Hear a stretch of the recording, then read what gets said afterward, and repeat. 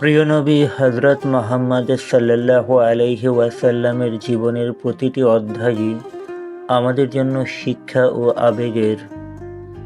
তার জীবনের অন্যতম হৃদয়স্পর্শী ঘটনা হল মদিনা শরীফে তার ইন্তেকালের পূর্ব মুহূর্তের সেই ভাষণ এবং সাহাবীদের প্রতি তার ভালোবাসা। অসুস্থতার চরম পর্যায়ে নবী সাল্লাল্লাহু আলাইহি সাল্লাম সাহাবীদের কাঁধে ভর দিয়ে মসজিদে নববীতে উপস্থিত হলেন।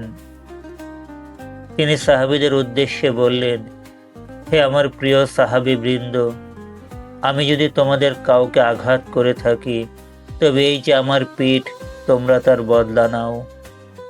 আমি যদি কারো সম্পদ নিয়ে থাকি, তবে আমার সম্পদ থেকে তা গ্রহণ করো। আমি চাই না কাল কিয়ামতের ময়দানে কেউ আমার বিরুদ্ধে অভিযোগ করুক। পুরো মসজিদে তখন পিনপতন নীরবতা।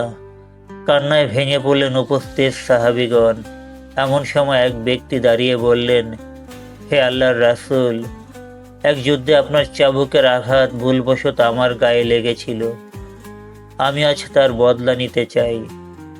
নবী সাল্লাল্লাহু আলাইহি ওয়াসাল্লাম নিজের পিঠ থেকে চাদর সরিয়ে দিলেন, কিন্তু সেই ব্যক্তি আঘাত করার পরিবর্তে নবী সাল্লাল্লাহু আলাইহি ওয়াসাল্লামের পিঠে চুমু খেলেন এবং অঝরে কাঁদতে কাঁদতে বললেন, ইয়া রাসূলাল্লাহ, আমি কেবল আপনার পবিত্র শরীরের স্পর্শ পেতে চেয়েছিলাম। এই ছিল উম্মতের প্রতি তার অগাধ মমতা এবং ইনসাফ। তিনি চলে যাওয়ার সময় উম্মতের অধিকার নিয়ে চিন্তিত ছিলেন।